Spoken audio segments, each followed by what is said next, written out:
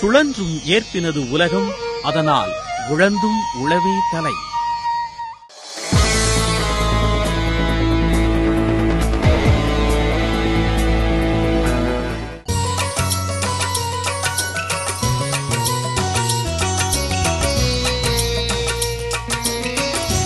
உழவந்தார் உழவந்தார் ஊருக்கெல்லாம் தோழ நீ வந்தார். உழைச்சி உழைச்சி நாடு முழுதும் பஞ்சம் போக்கும் கர்ணனி வந்தார். வண்ணம் பார்த்த பூமியிலே வெள்ளம செய்யும் சாமைகளே, சோற்று பசியை போக்கிடவே சேற்றில் கிடக்கும் சிப்பிகளே. வண்ணம் பார்த்த பூமியிலே வெள்ளம செய்யும் சாமைகளே, சோற்று பசியை போக்கிடவே சேற்றில் கிடக்கும் சிப்பிகளே. உழைச்சி உழைச்சி உழைத்தையும் தொடநட, ஊரு உலகம் வாழ்வதிவன நம்பி தாண்டா. உழைச்சி உழைச்சி உழைத்தையும் தொடநட, ஊரு உலகம் வாழ்வதிவன நம்பி தாண்டா. உழவர் மேடையிலே உழவனை ஏற்றுங்க, உலக பார்வையிலே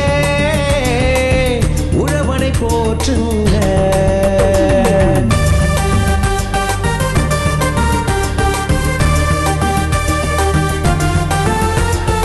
ஓடி ஓடி உழைக்கும் மனிதன் உழவன் தானடா, உலகத்துக்கு சோறு போட உழவன் வேணுண்டா.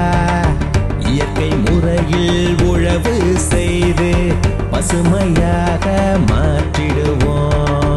செயற்கை முறையில் நாட்டை எல்லாம் செம்மையாக ஆக்கிடுவோம். ஒரு ஜான் வயிற்றுக்கு உணவு தேவையடா, கண்ட உணவை உருவாக்க உழவன் தேவையடா. நம் நாட்டின் முதுகெலும்பு விவசாயம் தானடா.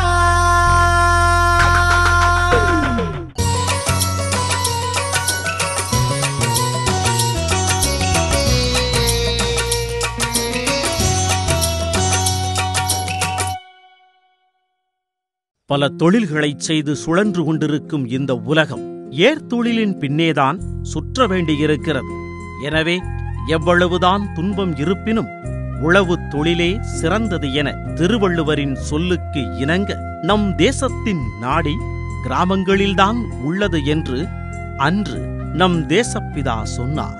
கிராமங்களின் முதன்மை தொழில் விவசாயம், ஒரு நாட்டின் முதுகெலும்பு என்பதைத்தான் காந்தியடிகள் இவ்வாறு குறிப்பிட்டார்.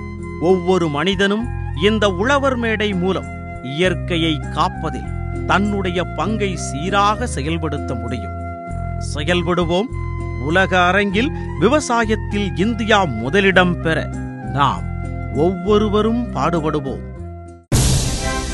உழவர் மேடையில் இன்றைய விவசாயத்தின் தேவை பாரம்பரிய இயற்கை விவசாயமா, நவீன தொழில்நுட்ப செயற்கை விவசாயமா? நவீன தொழில்நுட்ப முறையை பயன்படுத்தி செய்யப்படுகிற விவசாயத்தால சாப்பிடுற நமக்கும் கால்நடைகளுக்கும் தீங்கு விளைவிக்குது. நீங்க ஒரு ஏக்கர்ல இருக்கிற விவசாயம் நுண்ணுயிரை சும்மா ஒரு 200 கிராம் பாக்கெட்ல தராங்க. 1000 கிலோ முப்பேத்துமையே மண்ணுல போட்டு மண்புழவை சாகடிக்கிறீங்க. நீங்க இப்ப இருக்கிற மருந்துகள் வந்து நச்சுத்தன்மையுடையது கிடையாது. இயற்கைக்கு மாற வேண்டும், முழுமையாக மாற வேண்டும். இவர்கள் தொழில்நுட்பம் என்று வாய்க்கிழிய பேசிக்கொண்டு இருக்கிறார்களே தவிர இந்த பூமி 1 டிகிரி சூடானதை தடுக்க முடியவில்லை. ராணிப்பேட்டை பகுதியிலே நிலம் பாழாவதை தடுக்க முடியவில்லை. வாணியம்பாடி பகுதியிலே தோல் தொழிற்சாலைகளால் நிலம் பாழானதை தடுக்க முடியவில்லை. ஈரோட்டு பக்கத்திலே ஒரு நொய்யல் ஆறு மாசுபடிந்து அந்த மாவட்டம் முழுவதும் விவசாயம் செய்ய முடியாத நிலைமைக்கு போனதை இவர்களால் தடுக்க முடியவில்லை. நாங்கள் என்ன தடுக்க வேண்டாம் என்று சொன்னோமா? ஏன் செய்யவில்லை? தொழில்நுட்பம் என்று இந்த விவசாயிகளை ஏமாற்றும் போக்கு உங்களிடத்தில் மட்டுமில்லை, அகில இந்தியாவிலும் சரி நடந்து கொண்டிருக்கிறது. உண்மை என்னவென்றால் நீங்கள் எங்கள் விவசாயிகளை மட்டும் சாகடிக்கல, இந்த பூமி பந்தில் உள்ள அனைத்து உயிரினங்களுக்கும் எதிரான ரசாயனத்தை பூமியிலே விதைத்து நன்றாக இருந்த தண்ணீரை கெடுத்து நன்றாக இருந்த காற்று மண்டலத்தை கெடுத்து சிஎஃப்எல்னு அண்ணன் சொன்னார். அந்த சிஎஃப்எல் ஒரே சதவீதம் தான் இந்த உலகத்தில் 240 கிலோமீட்டருக்குள்ளே இருக்கும். அந்த சிஎஃப்எல் 1% உயர்ந்ததுக்கே 0.74 டிகிரி இந்த பூமி தாய் சூடாயிட்டான். 1 டிகிரி சூடானதுக்கே தான் இத்தனை சுனாமி, இத்தனை நிலநடுக்கம், இத்தனை கடுமழை, இத்தனை வறட்சி. இந்த விவசாயி எங்கே தான் போவான்? எங்கள் நிலம் சுனாமியில் போகுது, கடலோர விவசாயி பயிர் வைக்க முடியல, பூகம்பத்தால் எங்கள் மக்கள் சாவறான், வறட்சியால் எங்கள் மக்கள் சாவறான், பயிரே குழம்பி போச்சுங்க. எங்கள் முப்பாட்டை சரியாக பயிர் வச்சுன்னு வந்தான். இந்த பூமி தாயினுடைய வயசு 450 கோடி ஆண்டுகள். 450 கோடி ஆண்டுகளாக அனைத்து ஜீவராசிகளும் உயிரினங்களும் தாவரங்களும் அது வழியில் அது சரியாக வந்தது. இந்த 90 ஆண்டு காலமாக தொழில் புரட்சி, பசுமை புரட்சி என்ற போர்வையில் எங்களை மட்டும் சாகடிக்கவில்லை, அனைத்து உயிரினங்களுக்கும் நோய் தந்தது மட்டுமில்லாமல் அதனுடைய வாழ்வாதாரத்தை அழித்தது மட்டுமில்லாமல் மீண்டும் வருங்கால சந்ததியே உருவாகாத நிலைமைக்கு கொண்டு வந்து விட்டு விட்டார்கள். பீட்டி பருத்தி, அடுத்த பருத்தி வராது. பிராய்லர் கோழி, அடுத்த கோழி வராது. அடுத்து மனுஷனிலையும் பீட்டி குழந்தை வந்துடும் போல இருக்கு. அதுதான் வந்துருச்சு, குளோனிங் குழந்தை வந்துருச்சு. அந்த குழந்தையால் இன்னொரு குழந்தைய பெக்க முடியாது, அந்த பெண்ணால் இன்னொரு பெண்ணை பெக்க முடியாது. இப்படி இருந்தால் இந்த உலகம் வருங்கால சந்ததிக்கு எப்படி போகும்? நண்பர்களே, டாக்டர் MS சுவாமிநாதன் அவர்கள், நாங்கள் தவறு செய்து விட்டோம், அன்றைய தேவைக்காக பசுமை புரட்சியை கொண்டு வந்து அன்று சமாளித்தோம், இன்று சமாளிக்க முடியவில்லை. எங்கள் விவசாயிகளுக்கு மீண்டும் பாரம்பரியத்திற்கு சென்றால்தான் இந்த நிலத்தாய் மலடாக மாட்டாள், இந்த விவசாயி மலடாக மாட்டான். இந்த பூமி தொடர்ந்து 1000 ஆண்டு காலம் பூமியாக இருக்கும் என்று சொல்லியிருக்கிறார். அனைத்து எதிரணி நண்பர்கள் நவீனம் நவீனம் நவீனம், நாங்கள் கேடு இல்லாத நவீனத்தை ஏற்றுக்கொள்கிறோம், ரசாயனம் இல்லாத நவீனத்தை ஏற்றுக்கொள்கிறோம். விவசாயம் என்பதே காட்டிலிருந்து கலப்பை வரை, கலப்பையிலிருந்து கபிலை வரை சின்ன சின்ன பாரம்பரிய விவசாயத்தை நாங்களும் செய்து கொண்டு தான் வருகிறோம். ஆனால் மனித குலத்துக்கு ஆபத்தான நஞ்சு கொண்ட விவசாயங்களை ஏற்க முடியாது, ஏற்க முடியாது, ஏற்க முடியாது. ஐயா, நான் படித்த ஒரு தகவலை சொல்கிறேன். சொல்லுமா. கிருஷ்ணகிரி மாவட்டத்தில் விளையிற புதினா கொத்தமல்லி தழைய புத்திசாலி வியாபாரி காலையில் 8 மணிக்கு ஒரு கத்தை 5 ரூபாய்க்கு வாங்கி அவனோட புத்தியை பயன்படுத்தி இன்டர்நெட்டில் எங்கே விலை அதிகமாக இருக்குன்னு பார்த்து மதியம் 1 மணிக்கு அதை சென்னைக்கு கொண்டு போய் அங்கேருந்து ஏரோப்ளேனில் அந்த புதினாவும் கொத்தமல்லி தழையும் பறந்து சிங்கப்பூருக்கு போய் ஒரு கத்தை 35 ரூபாய்க்குன்னு அந்த மார்க்கெட்டில் விற்கிறான். இதையே நம்ம விவசாயிங்க செய்யலை. நீங்கள் நினைக்கிற அந்த கருவேப்பிலை, கொத்தமல்லி, இது போன்ற கீரை வகைகளெல்லாம் எவ்வளோ விரைவாக அதை பயன்படுத்த முடியுமோ பயன்படுத்துவாளருக்கு கொண்டு போய் சேர்க்க வேண்டிய சிரமம் அதுக்குள்ளே இருக்குது. நீங்கள் சின்ன குழந்தையாக இருந்தாலும் சிறப்பான கருத்துக்களை சொல்லியிருக்கிறீர்கள், தொடர்ந்து சொல்லுங்கள். ஐயா, நம்ம நாடு விவசாய நாடு. 70% மக்கள் விவசாயத்தை நம்பி தான் வாழ்கிறாங்க. இந்த 70% மக்களும் முன்னேறினாதான் இந்த நாடு முன்னேறும். இந்த நாடு முன்னேறினாதான் இந்தியா வல்லரசாக மாறும். அதனால் விவசாயிங்க எல்லாரும் புதிய தொழில்நுட்பத்தை பயன்படுத்தி விவசாயம் செஞ்சு நாம் எல்லாரும் கோடீஸ்வரனாக மாற வேண்டும் என்று கேட்டுக்கொள்கிறோம். ஐயா, நம்ம புதிய தொழில்நுட்பத்தை பயன்படுத்தி கோடீஸ்வரன் ஆகி 500 ரூபாய் நோட்டையும் 1000 ரூபாய் நோட்டையும் சாப்பிட முடியுமா ஐயா? சத்தியம் பயோ லிமிடெட், சக்தி இயற்கை உரம் மற்றும் வெல்வின் எக்ஸ்போர்ட்ஸ் ரூட் ஆர்கானிக் வழங்கும் உழவர் மேடை. சிறிய இடைவேளைக்கு பிறகு இயற்கை விவசாயிகளின் இனிய நண்பன் சக்தி இயற்கை உரம் அதிசிறந்த இயற்கை தொழில்நுட்ப முறையில் செறியூட்டப்பட்ட சாக்சாஸ் கடல் பாசி, மூலிகை சாறு மற்றும் இயற்கை கனிம வளங்களால் கொண்டு தயாரிக்கப்பட்டது. உலகிலேயே முதல் முறையாக பயோடெக்னாலஜியை கொண்டு சொட்டு நீர் பாசனத்திற்கு ஏற்றவாறு 100% நீரில் முழுமையாக கரையும்படி தயாரிக்கப்பட்டது. மண்வளம் முதல் மகசூல் வரையிலான முழுமையான தீர்வு. தொழு உரத்திற்கு மாற்றாக திரவ வடிவ உரம் 1 டன் தொழு உரம் 10 லிட்டர் சக்தி சாயில் என்ரிச்சர். சத்தியம் பயோ பிரைவேட் லிமிடெட். இதில் அனைத்து வகையான சத்துக்கள் இருக்கு. தலை சத்து, மணி சத்து, சாம்பல் சத்து. இயற்கை விவசாயிகளின் இனிய நண்பன் சக்தி இயற்கை உரம். நான் உங்களுக்கு ஒரு ரகசியத்தை சொல்ல போறேன். ரூட் ஆர்கானிக் வாங்குங்க. குடும்பத்துக்கு தேவையான அனைத்து பொருட்களும் சுத்தமான இயற்கை முறையில் தயாரிக்கப்பட்டது. உடலுக்கு தீங்கு விளைவிக்கக்கூடிய செயற்கை உரங்களை பயன்படுத்தாமல் இயற்கை உரங்களை கொண்டு தயாரிக்கப்பட்ட வீட்டு உபயோகப் பொருட்கள் மற்றும் மதிப்பு கூட்டப்பட்ட பொருட்களும் மிக உயர்ந்த தரத்தில் கிடைக்கும் இடம்தான் ரூட் ஆர்கானிக். இயற்கை மேலாண்மை சான்றிதழ் பெற்றது. உரிமையாளர் தியாகராஜன். அனைத்து பொருட்களும் இயற்கையான முறையில் தயாரிக்கப்பட்டது.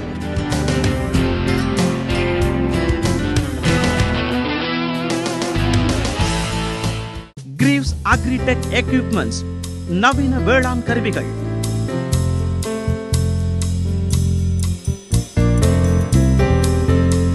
கிரீவ்ஸ் அக்ரிடெக் எக்யூப்மெண்ட்ஸ், நவீன வேளாண் கருவிகள். சிசி ரோட், போலூர், திருவண்ணாமலை மாவட்டம். 404181222933. MS பழமுதிர்ச்சோலை. இல்ல திருமணங்களுக்கும் திருவிழாக்களுக்கும் அனைத்து சுப நிகழ்ச்சிகளுக்கும் மொத்தமாகவும் சில்லறையாகவும் வாங்க சிறந்த இடம் MS பழமுதிர்ச்சோலை. உரிமையாளர் M Singaravelu. MS Pazhamudircholai, Tiruvannamalai. Phone 223465. செல் 9443143465. சத்தியம் பயோ லிமிடெட், சக்தி இயற்கை உரம் மற்றும் வெல்வின் எக்ஸ்போர்ட்ஸ் ரூட் ஆர்கானிக் வழங்கும் உழவர் மேடை தொடர்கிறது. இப்போ மண்ணே இல்ல. மண்ணு இருந்தா தானே. அந்த காலத்துல எங்க தாத்தா ஆடு வச்சிருந்தாரு, 100 ஆடு. ஆடி மாதம் சித்திரை காலத்தில் அந்த மண் நிலத்தில் கடை போடுவாங்க. மண் ஓட்டுவோம். ஏரி வண்டல் மண் வண்டி கட்டிக்கின்னு வெடிகாலத்தில் ராந்தல் கட்டிக்கின்னு 2 மணிலேருந்து போய் நாங்கள் மண் ஓட்டுவோம். இன்னைக்கு தொழில்நுட்பம் வளர்ந்து எந்த மண் நிலத்துக்கு போகிறீங்க? உரத்தை தானே போடுறீங்க. உரத்தை போட்டு மண்ணை தானே சாவடிச்சுன்னுக்கிறீங்க. மண்ணை உயிர் பெற செஞ்சால் தானே நம்ம புதினாவும் கொத்தமல்லியும் வெளிநாட்டுக்கு ஏற்ற முடியும். புதினாவும் கொத்தமல்லியும் தொழில்நுட்பத்திலேயே கண்டுபிடிச்சிங்க. நிலத்தை ஃபஸ்ட்டு வாய விடுங்க. நிலத்தை ஒரு வருஷத்துக்கு 5 போகம் 6 போகம் பயிர் வச்சா நிலம் எங்கேருந்து இருக்கும்? வருஷத்துக்கு 2 போகம் பயிர் வைங்க. ஆடி மாதம் சனப்பை கொலைஞ்சி தக்க பூண்டு வெறிச்சு மடைக்கு ஓட்டி மண்ணை வளப்படுத்தி வருஷத்துக்கு 2 பயிர் வச்சா மண் வளம் கெடாத இயற்கையாக நல்லா சத்தாக இருக்கும். சின்ன தம்பி அருமையான தொழில்நுட்பத்தை நம்மிடையே கூறியிருக்கிறார்கள். மிக வரவேற்கத்தக்க அம்சம். அதனாலே நிலம் வளப்படும், மலட்டுத்தன்மை நீங்கும். எதிரணி தலைவர் குறிப்பிடுகிற பொழுது பசுமை புரட்சியால் நாடு தன்னிறைவு அடைந்திருக்கிறது என்கிற ஒரு செய்தியை பதிவு செய்திருக்கிறார்கள். இந்த நாடு நீங்கள் தன்னிறைவு அடைந்திருக்கிறோம் என்று சொன்னால், உணவு தானியங்களே தன்னிறைவு அடைந்திருக்கிறோம் என்றால் சொன்ன எல்லாம் ஒரு பாராட்ட வேண்டிய விஷயம். ஆனால் பல 5 ஆண்டு திட்டங்களை தீட்டி பல உணவு தானியங்களை இன்றைக்கு இறக்குமதி செய்வதோடு மட்டுமல்ல, கடனை உலக வங்கியிலும் IMF என்று சொல்லக்கூடிய பல சர்வதேச நிதி நிறுவனங்களும் கடனை வாங்கித்தான் பல திட்டங்களை செயல்படுத்திக் கொண்டிருக்கிறீர்கள். உலகமயமாக்கல், தாராளமயமாக்கல், இப்படி எல்லாத்தையும் நீங்கள் ஆக்கி தான் இன்னைக்கு இந்த நாட்டை குட்டிச்சவர் ஆகி இருக்கிற ஒரு சூழலில் தான் நம்ம வாழ்ந்துக்கிட்டு இருக்கிறோம். இன்னைக்கு ஒரு இந்திய விவசாயி எப்படி இருக்கிறான்னு பாருங்க. ஒரு ஏழுமலை என்று சொல்லக்கூடிய ஒரு விவசாயி எப்படி சிரமப்படுகிறான் என்கிற செய்தியை பதிவு செய்தார்கள். ஒரு 5000 கோடி இந்த நாட்டில் ஒரு கம்பெனிக்காரன் வாங்குறான். அந்த கம்பெனி அந்த கடனை ஏமாற்றுகிறான் வங்கியில் வாங்கி. அந்த ஏமாற்றிய கம்பெனிக்காரன் தற்கொலை செய்து கொள்ளவில்லை. அந்த கம்பெனிக்கு கடன் கொடுத்த வங்கிக்காரன் யாரும் தற்கொலை செய்து கொள்ளவில்லை. அதற்கு பரிந்துரை செய்த நிதியமைச்சர் தற்கொலை செய்துவில்லை. என்னுடைய விவசாயி சில 1000 கடனுக்காக தற்கொலை செய்து கொண்டிருக்கிறான், அவனுக்கு மானம்தான் பெறுகிறது என்கிற பதிவு செய்திருக்கிறார்.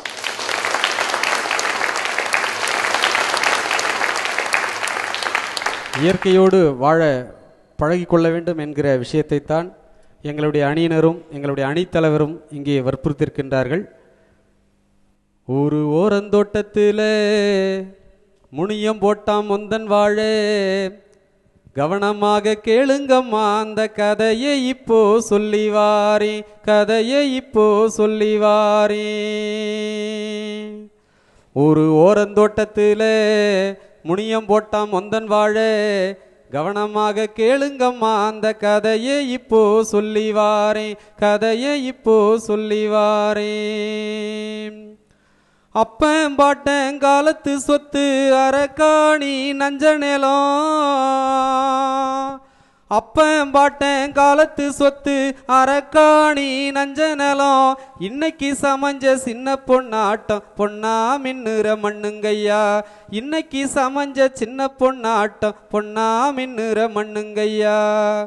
வாழை மரம் 8 முழம், வாழைத்தாறு 10 முழம், 1000 1000 பிஞ்சு வீடும் அவை அத்தனையும் கிளி பச்சை நீரம், 1000 1000 பிஞ்சு வீடும் அவை அத்தனையும் கிளி பச்சை நீரம். தொட்டு தொட்டு நீ ஊரானே தோட்டத்தை சுத்தி பாக்குறானே, தொட்டு தொட்டு நீ ஊரானே தோட்டத்தை சுத்தி பாக்குறானே, பட்டகடன் எல்லாம் தீருமுன்னு இவன் பார்த்து பார்த்து சொக்குறானே, பட்டகடன் எல்லாம் தீருமுன்னு இவன் பார்த்து பார்த்து சொக்குறானே. தொட்டு புட்டா சுட்டு பூடும் அப்படி சேவக்கம் வாழைப்பழம், தொட்டு புட்டா சுட்டு பூடும் அப்படி சேவக்கம் வாழைப்பழம், 3 மலை தாண்டி மூங்கிலு வெட்டி எடுத்து வந்து முட்டு வச்சான், 10 மலை தாண்டி மூங்கிலு வெட்டி பக்கத்தில் ஊனி நட்டு வச்சான், அவன் பக்கத்தில் ஊனி நட்டு வச்சான்.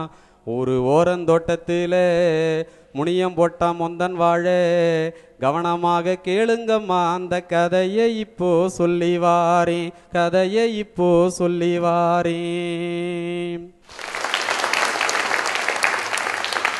நடுவர் அவர்களே, முனியன் கிடைச்ச மொந்தன் வாழையில் 6 அடி வாழை மரத்தில் 10 அடி வாழைக்குலை உற்பத்தி பண்ணன்னு சொன்னாங்கன்னா இன்றைக்கு உணவு பஞ்சமே இருந்திருக்காது. இன்றைக்கு பசுமை புரட்சி ஒன்று நடைமுறைக்கு தேவையில்லாத ஒன்றாக இருந்திருக்கும். பாட்டுக்கு வேணா அது எசப்பாட்டு வரலாம், பாட்டுக்கு வேணா மெருகூட்டலாம ஒழிய எசப்பாட்டு தாங்க பாடினாரு, அதையா நீங்கள் ரியலாக எடுத்துக்கிறீங்க? அதனால் அந்த பாடல் கேட்பதற்கு இனிமையாக இருக்கலாமே ஒழிய இன்றைக்கு மக்கள் தொகை பெருக்கத்திற்கு ஏற்ப உணவு பற்றாக்குறையை தீர்ப்பதற்கான வழி அது அல்ல. 1910ஆம் ஆண்டு 15 கோடி மக்கள் தொகை இருந்தாங்க. 2014ஆம் ஆண்டு மக்கள் தொகை 125 கோடி இருந்தாங்க. 2065ஆம் ஆண்டு சற்று ஏறக்குறைய 185 கோடி மக்கள் தொகை எட்ட வாய்ப்பு இருக்கிறது. இந்த மக்கள் தொகை பெருக்கத்திற்கு ஏற்ப நம்முடைய தானிய உற்பத்தி, உணவு உற்பத்தியை பெருக்க வேண்டும். ஆகையால் எந்த சூழ்நிலையும் செயற்கையோடு நவீன யுத்திகளோடு செயற்கை விவசாயம் செய்தால்தான் உணவு உற்பத்தியை பெருக்க முடியும் என்பதை நான் வலியுறுத்தி சொல்ல விரும்புகின்றேன். சத்தியம் பயோ லிமிடெட், சக்தி இயற்கை உரம் மற்றும் வெல்வின் எக்ஸ்போர்ட்ஸ் ரூட் ஆர்கானிக் வழங்கும் உழவர் மேடை. சிறிய இடைவேளைக்கு பிறகு இயற்கை விவசாயிகளின் இனிய நண்பன் சக்தி இயற்கை உரம் அதிசிறந்த இயற்கை தொழில்நுட்ப முறையில் செறியூட்டப்பட்ட சாக்சாஸ் கடல் பாசி, மூலிகை சாறு மற்றும் இயற்கை கனிம வளங்களால் கொண்டு தயாரிக்கப்பட்டது. உலகிலேயே முதல் முறையாக பயோடெக்னாலஜியை கொண்டு சொட்டு நீர் பாசனத்திற்கு ஏற்றவாறு 100% நீரில் முழுமையாக கரையும்படி தயாரிக்கப்பட்டது. மண்வளம் முதல் மகசூல் வரையிலான முழுமையான தீர்வு. தொழு உரத்திற்கு மாற்றாக திரவ வடிவ உரம் 1 டன் தொழு உரம் 10 லிட்டர் சக்தி சாயில் என்ரிச்சர். சத்தியம் பயோ பிரைவேட் லிமிடெட். இதுல அனைத்து வகையான சத்துக்கள் இருக்கு. தலை சத்து, மணி சத்து, சாம்பல் சத்து. இயற்கை விவசாயிகளின் இனிய நண்பன் சக்தி இயற்கை உரம். நான் உங்களுக்கு ஒரு ரகசியத்தை சொல்ல போறேன். ரூட் ஆர்கானிக் வாங்குங்க. குடும்பத்துக்கு தேவையான அனைத்து பொருட்களும் சுத்தமான இயற்கை முறையில் தயாரிக்கப்பட்டது. உடலுக்கு தீங்கு விளைவிக்கக்கூடிய செயற்கை உரங்களை பயன்படுத்தாமல் இயற்கை உரங்களை கொண்டு தயாரிக்கப்பட்ட வீட்டு உபயோகப் பொருட்கள் மற்றும் மதிப்பு கூட்டப்பட்ட பொருட்களும் மிக உயர்ந்த தரத்தில் கிடைக்கும் இடம்தான் ரூட் ஆர்கானிக். இயற்கை மேலாண்மை சான்றிதழ் பெற்றது. உரிமையாளர் தியாகராஜன். அனைத்து பொருட்களும் இயற்கையான முறையில் தயாரிக்கப்பட்டது.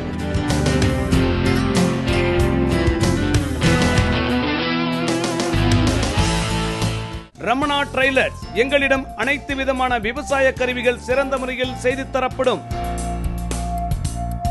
Ramana trailers, Chengam road, Tiruvannamalai.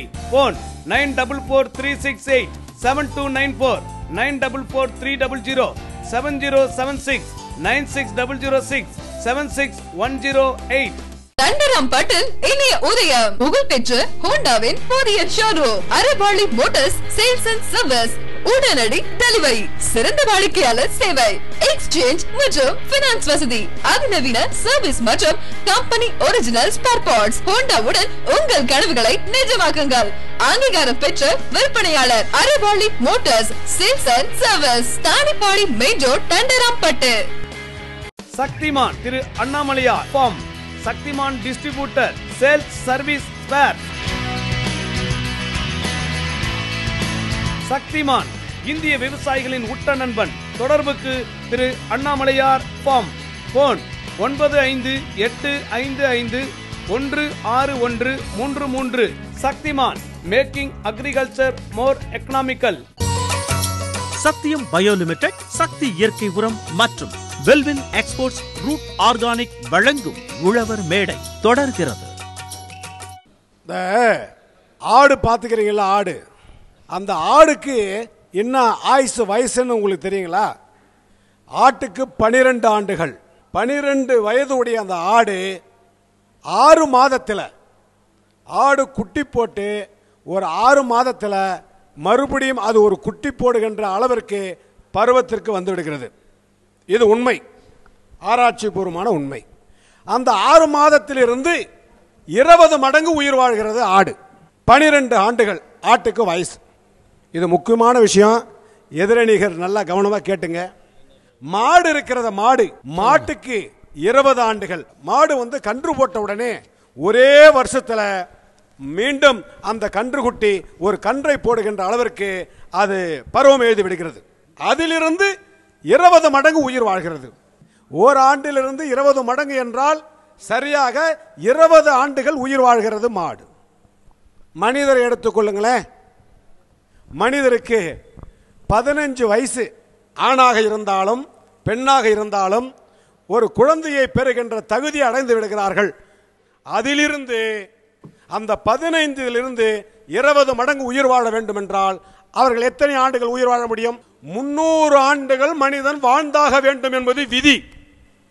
ஆனால் இந்த செயற்கை நவீன தொழில்நுட்பம், செயற்கை விவசாயம் செய்து செய்து செய்து அதில் இருக்கக்கூடிய நச்சுக்களும் விஷத்தன்மைகளும் கலந்து அவர்கள் 50 ஆண்டுகள் எட்ட முடியவில்லை. இதுதான் உண்மை. இது யாரும் மாற்ற முடியாது. உணவே மருந்து. உணவே செய்யறதுக்கு முன்ன மனிதன் உயிர் கொஞ்சம் பார்க்கலாம். ஏங்க பேசி முடிச்ச பேர் பேசுங்க. அதாவது அறகுறையாக 40 கூட எட்டவில்லை, சராசரியாக 52 வயது என்று அவர் சொன்னார். ஒரு காலத்திலே 130 140 ஆண்டுகள் வாழ்ந்ததாக, 200 ஆண்டுகள் வாழ்ந்ததாக கூட இருக்கிறது. ஆனால் இன்று வாழ முடியவில்லை என்றால் உணவு தான். அதற்கு இன்னொரு காரணம், நடுவர் அவர்களை, ஒரு பொண்ணு கெட்டு போனா அந்த குடும்பத்துக்கு நஷ்டம், கஷ்டம். ஆனால் அவன் நிலத்தில் இருக்கக்கூடிய மண் கெட்டு போயிட்டா அவன் பரம்பரைக்கே நஷ்டம், பரம்பரைக்கே நஷ்டம். அப்படி அந்த சோறு போடுகிற அந்த மண்ணை கெடுக்கின்ற நவீன தொழில்நுட்பம், செயற்கை விவசாயம் தேவையா? அனைவரையும் வாழ வைக்கின்ற இயற்கை விவசாயமே தேவை தேவை தேவை. இன்றைக்கு நவீன தொழில்நுட்பம் வந்து 60 வருஷம் தான் ஆகுது. அதுக்கு முன்னே நீங்கள் இயற்கை விவசாயத்தில் செஞ்ச சாப்பிட்டீங்க. அந்த மக்கள்லாம் வந்து 150 வயது வாழ்ந்தாங்களா, 200 வயது வாழ்ந்தாங்களா சொல்ல முடியுமா? ஆகையால் இன்றைக்கு ஒரு வாதத்திற்கு வேணால், ஒரு நகைச்சுவைக்கு வேணால் நீங்கள் பேசலாமா ஒழிய உண்மை அதுவில்லை. எந்த சூழ்நிலையும் நடுவர் அவர்கள் வந்து இயற்கை விவசாயம் வந்து செய்தால் மக்கள் தொகைக்கு போதுமான உணவளிக்க முடியாது என்பதை மறுப்பார் என்ற நம்பிக்கையோடு அமர்கிறேன். ஒரே ஒரு கருத்து அவர் சொன்னதுக்கு சொல்றேன். சித்தர்களும் ஞானிகளும் முனிவர்களும் 1000 ஆண்டுகள் வாழ்ந்ததாக கதையில்ல, நிஜம் இருக்கிறது. அதை புரிந்து கொள்ளுங்கள். நல்ல நிலத்தை கொடுங்க, நாங்க நல்ல விவசாயம் பண்றோம்னு இயற்கை விவசாயம் கேக்குது. உங்களுக்கு நிலமே வேணாம் நான் சொல்லல, டாக்டர் அப்துல் கலாம் சொல்லியிருக்காருங்க. நீங்க எந்த ஒரு பயிரை வைக்கணும்னாலும் உங்களுக்கு நிலம் அவசியம் இல்லை. மலேசியாவில் எப்படி விவசாயம் பண்றான்? அங்க என்ன நிலம் இருக்கா? மற்ற நாட்டிலலாம் எப்படி பண்றான்? நம்ம நாட்டிலே கூட நம்ம செய்யக்கூடிய அதுக்கு தேவையான பயிர்களுக்கு தேவையான விட்டமின்களை நீரிலேயே நீங்கள் கரைச்சி கொடுத்துருங்க. ஸோ பயிர்களை வளர்க்குறதுக்கு நிலம் இருக்கணுன்ற அவசியம் இல்லை அப்படின்ற காலகட்டத்துக்கு வந்துட்டோம். ரெண்டாவது இன்னொரு விஷயம் சொன்னார், 110 வயசு வரைக்கும் நாங்கள் வாழ்கிறோம். நடுவர் அவர்களே நான் கேட்குறேன், அது அவர் ஆசை, விட்டுருங்களா வாழட்டும். இல்லை வாழட்டும், வாழணுன்றது தான் எங்களுடைய எண்ணம். நீங்கள் 18 வயசாக இருக்கும்போது ஜனங்களுடைய சராசரி ஆயுட்காலம் என்ன ஐயா? ஒரு 52 ஆண்டு காலம். கிடையாது ஐயா, நீங்கள் சொல்லுங்கள். உங்களுக்கு 16 வயசு இருக்கும்பொழுது மக்களின் சராசரி ஆயுட்காலம் என்னவா இருந்தது? ஒரு 75 வயசு இருக்கு. கிடையாது. நீங்கள் அரசு டேட்டாவை பார்த்தீங்கன்னா 30க்கும் குறைவான அளவு. ஏன்னா 144 வயசில் ஒரு கிழவி இருந்திருக்கும், 8 வயசில் ஒரு பையன் செத்துருப்பான், 20 வயசில் ஒரு இளைஞன் இறந்திருப்பான், ஏதோ நோயில் இறந்திருப்பான். ஸோ விஞ்ஞானம் வளர்ந்தது, தொழில்நுட்பம் வளர்ந்தது. இன்னைக்கு சராசரி ஆயுட்காலம் 67. ஸோ இதெல்லாம் தொழில்நுட்பம் இல்லையா? இன்றைய நிலையிலே இயற்கை பண்ணையம் ராஜஸ்தானிலே ஒரு மாதத்திலே பெய்ய வேண்டிய மழை ஓரிரவிலே கொட்டி தீர்த்தது. அதனால் நன்மையை காட்டிலும் தீமைகள் தானே அதிகம். 2500 மில்லிமீட்டர் மழை பெய்கிற மலேசிய நாடு 70 ஆண்டு காலம் முன்னிலைப்படுத்தி உலகத்திற்கே எண்ணெய் விலையில், உண்ணும் எண்ணெயில் பாம் ஆயில் குறைந்த விலை அவர்கள்தான் அளிக்கிறார்கள். அதே தொழில்நுட்பத்தில் இங்கே விளையக்கூடும் என்கிற பரிச்சார்த்தமாக பல இடங்களிலே நாம் எண்ணெய் பனையை பயிரிட்டிருக்கிறோம் இயற்கை வழியிலே. அதே போல் 2000 மில்லிமீட்டர் மழை பெய்யுமானால் அது மழையிலேயே மானாவாரியாக வரக்கூடும். ஆனால் அதற்கு சப்ளிமெண்டரி இரிகேஷன் எனப்படுகிற, ப்ரொடெக்டிவ் இரிகேஷன் எனப்படுகிற நீர்ப்பாசனத்திற்கு வாய்ப்பில்லாத காரணத்திலே பல இடங்களிலே அது தோற்கிறது. மாதம் மும்மாறி பெய்தால் இயற்கை பண்ணையம் எழிலாக நடக்கும் என்பது 100% உண்மை. சரி, என்னதான் அப்படி இயற்கை பண்ணையம், என்னதான் நம்மால் முடியும்? இப்படி யோசித்து பார்க்க வேண்டும். அதாவது உழவு மண்ணை தேவையான அளவுக்கு கிளறிவிட்டு தேவையான அளவுக்கு மாற்றம் செய்து அந்த மண்ணின் தன்மைக்கேற்ப ஒவ்வொரு கிராமத்திலும் மண்புழு எரு தயாரிப்பு, மண்புழு எரு தொழிற்சாலை, மிக எளிதான ஒரு விஷயம். உரத்திற்கு மாற்று. இந்த மண்புழுவை ஒவ்வொரு விவசாயியும் தன் நிலத்திலேயே உற்பத்தி செய்ய முடியும் என்பதற்கு அது ஒரு தனி தொழில்நுட்பம் இருக்குது. அதை நிச்சயமாக ஒவ்வொருத்தரும் பயிற்று கொள்ள முடியும். பயின்று கொண்ட பின்னர் உரமிடுவதை தவிர்க்க முடியும். கோடி கோடி பணத்தை வச்சு வயிறு நிறையுமா? காசு பணத்தை வயிற்று பசிக்கு திங்க முடியுமா? வீடும் நாடும் உழவு தொழில உயிருக்குயிரா மதிக்கணுங்க. உழவனுக்கு கஷ்டம் வந்தா உசுர கூட கொடுக்கணுங்க.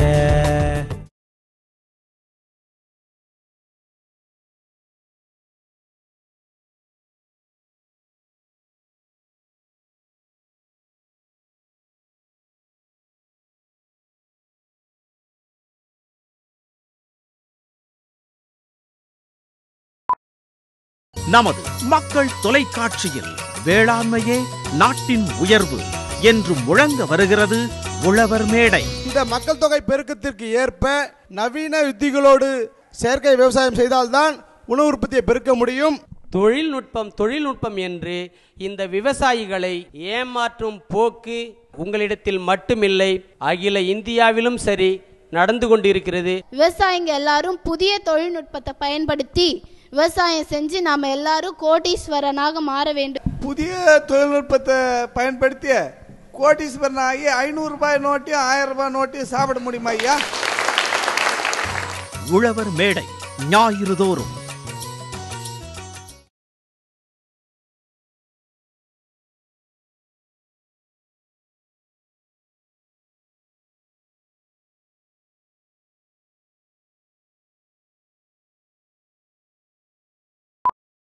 நமது மக்கள் தொலைக்காட்சியில் தொழில்நுட்பம் என்று இந்த விவசாயிகளை ஏமாற்றும் போக்கு உங்களிடத்தில் மட்டுமில்லை, அகில இந்தியாவிலும் சரி நடந்து கொண்டிருக்கிறது. விவசாயிங்க எல்லாரும் புதிய தொழில்நுட்பத்தை பயன்படுத்தி விவசாயம் செஞ்சு நாம எல்லாரும் கோடீஸ்வரனாக மாற வேண்டும். புதிய தொழில்நுட்பத்தை பயன்படுத்தி கோடீஸ்வரன் ஆகி 500 ரூபாய் நோட்டையும் 1000 ரூபாய் நோட்டையும் சாப்பிட முடியுமா ஐயா? உழவர் மேடை ஞாயிறு தோறும்.